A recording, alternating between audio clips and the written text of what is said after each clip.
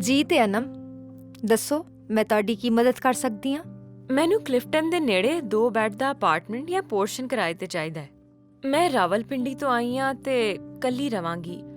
ਕੀ ਤੁਸੀਂ ਇਸ ਹਵਾਲੇ ਨਾਲ ਮੇਰੀ ਮਦਦ ਕਰ ਸਕਦੇ ਹੋ? ਤੁਹਾਨੂੰ ਤੇ ਪਤਾ ਹੀ ਹੋਏਗਾ ਕਿ ਕੱਲੀ ਔਰਤ ਲਈ ਇਹ ਸਭ ਕਿੰਨਾ ਮੁਸ਼ਕਿਲ ਹੋ ਸਕਦਾ ਹੈ। ਅਨਮ, ਮੈਂ ਬਿਲਕੁਲ ਤੁਹਾਡੀ ਮਦਦ ਕਰ ਸਕਦੀ ਹਾਂ ਤੇ ਇਨਸ਼ਾਅੱਲਾ ਤੁਹਾਨੂੰ ਤੁਹਾਡੀ ਪਸੰਦ ਦਾ ਘਰ ਮਿਲੂਗਾ। ਸਰ ਦੇ ਉੱਤੇ ਛੱਤ ਹੋਣਾ ਹਰ ਇਨਸਾਨ ਦਾ ਬੁਨਿਆਦੀ ਹੱਕ ਹੈ। ਬਦਨਸੀਬੀ ਨਾਲ ਅਕੇਲੀ ਲੜਕੀ ਜਾਂ ਔਰਤਾਂ ਨੂੰ ਮਕਾਨ ਕਿਰਾਏ ਤੇ ਲੈਂਦੇ ਵਕਤ ਇਮਤਿਆਜ਼ੀ ਸਲੂਕ ਦਾ ਸਾਹਮਣਾ ਕਰਨਾ ਪੈਂਦਾ ਹੈ, ਜਦਕਿ ਪਾਕਿਸਤਾਨ ਦੇ ਆਇਨ ਦਾ ਆਰਟੀਕਲ 25 ਇਹ ਕਹਿੰਦਾ ਹੈ ਕਿ ਜਿਨਸ ਦੀ ਬੁਨਿਆਦ ਤੇ ਕੋਈ ਇਮਤਿਆਜ਼ੀ ਸਲੂਕ ਨਹੀਂ ਕੀਤਾ ਜਾ ਸਕਦਾ। ਯਾਨੀ ਕਿਸੇ ਔਰਤ ਨਾਲ ਉਸਦੇ ਔਰਤ ਹੋਣ ਦੀ ਵਜ੍ਹਾ ਤੋਂ ਮੁਖਤਲਿਫ ਵਰਤਾਓ ਗੈਰ ਕਾਨੂੰਨੀ ਹੈ।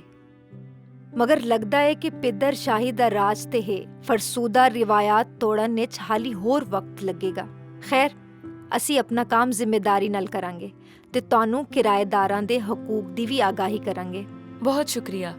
ਵੈਸੇ ਮੈਨੂੰ ਬਹਿਸੀਅਤ ਕਿਰਾਏਦਾਰ ਕਿਹੜੇ ਦਸਤਾਵੇਜ਼ਾਤ ਜਮ੍ਹਾਂ ਕਰਾਣੇ ਹੋਣਗੇ? ਸਭ ਤੋਂ ਜ਼ਰੂਰੀ ਹੈ ਨੰਬਰ 1 ਤੁਹਾਡਾ ਸ਼ਨਾਖਤੀ ਕਾਰਡ ਤੇ ਉਸ ਤੇ ਦਰਜ ਪਤੇ ਦੇ ਮੁਤਾਬਿਕ ਬਿਲਸ, ਜਦਾਂ ਬਿਜਲੀ, ਪਾਣੀ ਤੇ ਗੈਸ ਦੇ ਬਿਲਸ, ਜਿਹਦੇ ਨਾਲ ਬੈਕਗ੍ਰਾਉਂਡ ਚੈੱਕ ਵਿੱਚ ਆਸਾਨੀ ਹੋਏਗੀ। ਨੰਬਰ 2 ਅਕਸਰ ਔਕਾਤ ਪੁਲਿਸ ਕੋਲੋਂ ਵੀ ਜ਼ਮਾਨਤ ਲੈਣੀ ਪੈਂਦੀ ਹੈ ਤਾਂ ਕਿ ਪਤਾ ਲੱਗ ਸਕੇ ਕਿ ਕਿਰਾਏਦਾਰ ਦਾ ਕੋਈ ਕ੍ਰਿਮੀਨਲ ਰਿਕਾਰਡ ਵਗੈਰਾ ਤੇ ਨਹੀਂ ਹੈ। ਨੰਬਰ 3 ਤੁਹਾਡੇ ਜ਼ਰੀਏ ਆਮਦਨੀ ਦਾ ਸਬੂਤ, ਮਿਸਾਲ ਦੇ ਤੌਰ ਤੇ ਤੁਹਾਡਾ ਏਮਪਲੋਇਮੈਂਟ ਲੈਟਰ ਵਗੈਰਾ। ਯੂਟਿਲਿਟੀ ਬਿਲਸ ਤੇ ਮੈਨੂੰ ਘਰੋਂ ਮੰਗਾਣੇ ਪੈਣਗੇ? ਜੀ, ਉਹ ਮੰਗਵਾ ਲਓ ਜਾਂ ਆਨਲਾਈਨ ਬਿਲਸ ਦੀ ਸੈਕਿੰਡ ਕਾਪੀਆਂ ਵੀ ਇਸਤੇਮਾਲ ਹੋ ਸਕਦੀਆਂ ਨੇ, ਜੋ ਅਸੀਂ ਤੁਹਾਡੀ ਫਾਈਲ ਜਮ੍ਹਾਂ ਕਰ ਲਵਾਂਗੇ। ਇਸ ਦੇ ਇਲਾਵਾ ਕੁਝ ਗਾਰੰਟਰਸ ਵੀ ਚਾਹੀਦੇ ਹੋਣਗੇ, ਯਾਨੀ ਤੁਹਾਡੀ ਜ਼ਮਾਨਤ ਦੇਣ ਵਾਲੇ ਅਫਰਾਦ। ਕਮ ਸੇ ਕਮ 2 ਅਫਰਾਦ ਦੀ ਜ਼ਮਾਨਤ ਚਾਹੀਦੀ ਹੋਏਗੀ। ਕੀ ਮੈਂ ਆਪਣੇ ਦਫ਼ਤਰ 'ਚੋਂ ਕਿਸੇ ਸ਼ਖਸ ਨੂੰ ਆਪਣਾ ਜ਼ਾਮਿਨ ਜਾਂ ਗਾਰੰਟਰ ਬਣਾ ਸਕਦੀ ਹਾਂ? ਜੀ ਬਿਲਕੁਲ, ਕੋਈ ਵੀ ਏਦਾਂ ਦਾ ਸ਼ਖਸ ਜਿਹੜਾ ਕਰਾਚੀ ਸ਼ਹਿਰ ਦਾ ਰਿਹਾਇਸ਼ੀ ਹੋਵੇ ਤੁਹਾਡੀ ਜ਼ਮਾਨਤ ਦੇ ਸਕਦਾ ਹੈ। ਇਸ ਦੇ ਲਈ ਉਹਨਾਂ ਦੇ ਸ਼ਨਾਖਤੀ ਕਾਰਡ ਦੀ ਕਾਪੀ ਤੇ ਇੱਕ ਲੀਗਲ ਸਟੈਂਪ ਪੇਪਰ ਉਹਨਾਂ ਜ਼ਮਾਨਤੀ ਦਸਤਖਤ ਦਰਕਾਰ ਹੋਣਗੇ। ਇਹ ਕਾਨੂੰਨਨ ਲਾਜ਼ਮੀ ਨਹੀਂ ਹੈ, ਮਗਰ ਤੁਹਾਡੇ ਲਈ ਇਹ ਫਾਇਦੇਮੰਦ ਸਾਬਿਤ ਹੋਗਾ। ਤੁਸੀਂ ਡਾਕੂਮੈਂਟਸ ਇੱਕ ਜਗ੍ਹਾ ਜਮ੍ਹਾਂ ਕਰ ਲਓ, ਉਦੋਂ ਤੱਕ ਮੈਂ ਤੁਹਾਡੇ ਲਈ ਅਪਾਰਟਮੈਂਟ ਦੇ ਕੁਝ ਆਪਸ਼ਨਸ ਨਿਕਾਲ ਲੈਂਦੀ ਹਾਂ। ਮਾਲਿਕੇ ਮਕਾਨ ਮੇਰੇ ਔਰਤ ਹੋਣ ਦੀ ਵਜ੍ਹਾ ਤੋਂ ਮੇਰੇ ਕੋਲੋਂ ਕਿਤੇ ਐਕਸਟਰਾ ਸਿਕਿਉਰਿਟੀ ਡਿਪੋਜ਼ਿਟ ਤੇ ਨਹੀਂ ਲੈਣਗੇ?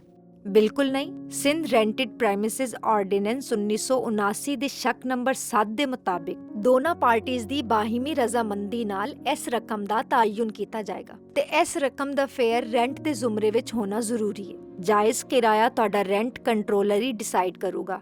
ਇਹ ਇੱਕ ਏਦਾਂ ਦਾ ਸ਼ਖਸ ਹੁੰਦਾ ਹੈ ਜਿਹੜਾ ਮਾਲਿਕ ਮਕਾਨ ਤੇ ਕਿਰਾਏਦਾਰ ਦੇ ਵਿੱਚ ਮੁਆਹਦੇ ਦਾ ਗਵਾਹ ਹੁੰਦਾ ਹੈ ਤੇ ਇਸ ਗੱਲ ਨੂੰ ਯਕੀਨੀ ਵੀ ਬਣਾਉਂਦਾ ਹੈ ਕਿ ਕਿਸੇ ਦੇ ਨਾਲ ਕੋਈ ਨਾਇਨਸਾਫੀ ਨਾ ਹੋਵੇ। ਦੂਜਾ, ਜਦੋਂ ਮੈਂ ਪਹਿਲੇ ਦੱਸਿਆ, ਆਰਟੀਕਲ 25 ਦੇ ਤਹਿਤ ਤੁਹਾਡੇ ਨਾਲ ਔਰਤ ਹੋਣ ਦੀ ਬਿਨਾ ਤੇ ਇਮਤਿਆਜ਼ੀ ਸਲੂਕ ਨਹੀਂ ਕੀਤਾ ਜਾ ਸਕਦਾ। ਲੇਕਿਨ ਅਗਰ ਇੱਕ ਔਰਤ ਹੋਣ ਦੀ ਬਿਨਾ ਤੇ ਮੇਰੇ ਤੇ ਪਾਬੰਦੀਆਂ ਲਗਾਈਆਂ ਗਈਆਂ ਤੇ ਇਹ ਬਿਲਕੁਲ ਗੈਰ ਕਾਨੂੰਨੀ ਹੋਗਾ। ਤੁਹਾਨੂੰ ਆਜ਼ਾਦੀ ਹੋਗੀ, ਤੁਸੀਂ ਕਿਸ ਵਕਤ ਆ ਜਾ ਰਹੇ ਹੋ ਤੁਹਾਨੂੰ ਕੋਈ ਨਹੀਂ ਰੋਕ ਸਕਦਾ, ਕਿਉਂਕਿ ਤੁਹਾਡਾ ਕਿਰਾਏ ਦਾ ਘਰ ਮੁਆਹਦੇ ਵਿੱਚ ਦਿੱਤੀ ਗਈ ਮੁੱਦਤ ਦੇ ਲਈ ਤੁਹਾਡਾ ਘਰ ਮੰਨਿਆ ਜਾਏਗਾ ਤੇ ਨਾ ਕੋਈ ਇਸ ਗੱਲ ਦੀ ਰੋਕਥਾਮ ਕਰ ਸਕਦਾ ਹੈ ਕਿ ਤੁਹਾਡੇ ਘਰ ਕੌਣ ਆ ਜਾ ਰਿਹਾ ਹੈ।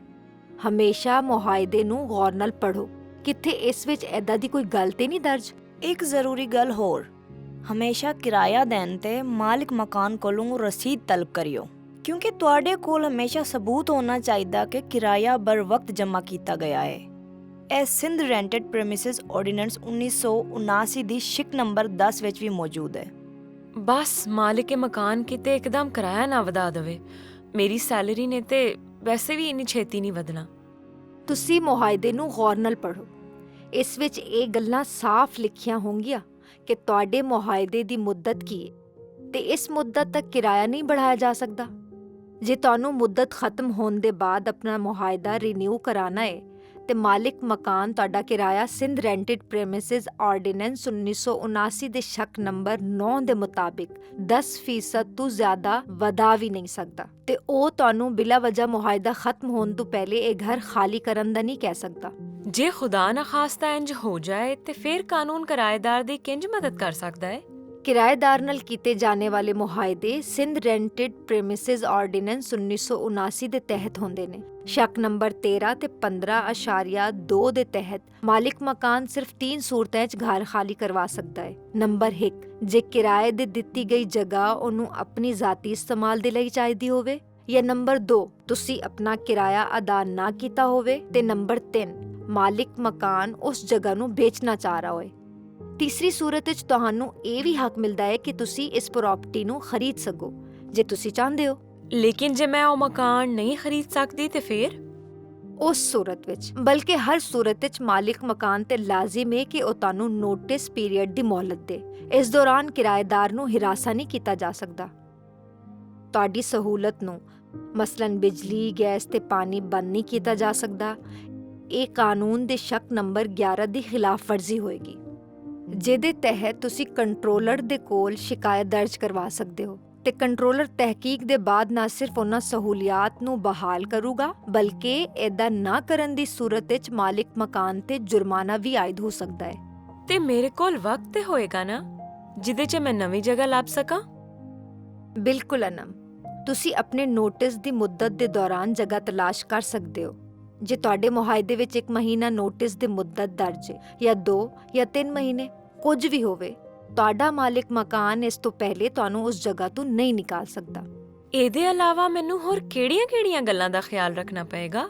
ਇਸ ਕਾਨੂੰਨ ਵਿੱਚ ਮਾਲਿਕ ਮਕਾਨ ਦੇ ਵੀ ਹਕੂਕ ਨੇ। ਮਸਲਨ ਸ਼ੱਕ ਨੰਬਰ 15 ਵਿੱਚ ਦਰਜ ਹੈ ਕਿ ਮਕਾਨ ਮਾਲਿਕ ਦੀ ਇਜਾਜ਼ਤ ਦੇ ਬਗੈਰ ਕਿਸੇ ਹੋਰ ਨੂੰ ਕਿਰਾਏ ਤੇ ਦੇਣਾ ਜਾਂ ਕਿਸੇ ਮੁਖਤਲਿਫ ਕੰਮ ਦੇ ਲਈ ਇਸਤੇਮਾਲ ਕਰਨਾ ਜਿਹੜਾ ਮੁਆਹਦੇ ਵਿੱਚ ਨਾ ਹੋਵੇ, ਜਦੋਂ ਕਿ ਰਿਹਾਇਸ਼ੀ ਮਕਾਨ ਨੂੰ ਕਮਰਸ਼ਲ ਜਾਂ ਤਿਜਾਰਤੀ ਤੌਰ ਤੇ ਇਸਤੇਮਾਲ ਕਰਨਾ, ਇਮਾਰਤ ਨੂੰ ਨੁਕਸਾਨ ਪਹੁੰਚਾਣਾ ਜਾਂ ਮਾਲਿਕ ਮਕਾਨ ਦੀ ਇਜਾਜ਼ਤ ਦੇ ਬਗੈਰ ਤਾਮੀਰੀ ਨੌ ਦੇ ਨਏ ਇਕਦਾਮਾਤ ਕਰਨਾ ਕਿਰਾਏਦਾਰ ਦੇ ਲਈ ਗੈਰ ਕਾਨੂੰਨੀ ਕੰਮ ਨੇ। ਤੇ ਇਹਦਾ ਦੇ ਕਿਰਾਏਦਾਰ ਦੇ ਵੀ ਕੁਝ ਹਕੂਕ ਨੇ ਜਿਹੜੀਆਂ ਮਾਲਿਕ ਮਕਾਨ ਦੀ ਜ਼ਿੰਮੇਵਾਰੀਆਂ ਨੇ।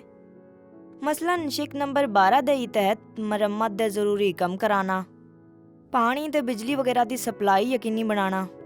ਜੇ ਤੁਸੀਂ ਇਹ ਕੰਮ ਖੁਦ ਕਰਵਾ ਲੈਂਦੇ ਹੋ ਤੇ ਮਾਲਿਕ ਮਕਾਨ ਉਸ ਮੁਰੰਮਤ ਦੀ ਰਕਮ ਤੁਹਾਡੇ ਕਿਰਾਏ ਵਿੱਚੋਂ ਕੱਟ ਕੇ ਕਿਰਾਇਆ ਲੈਣਗੇ।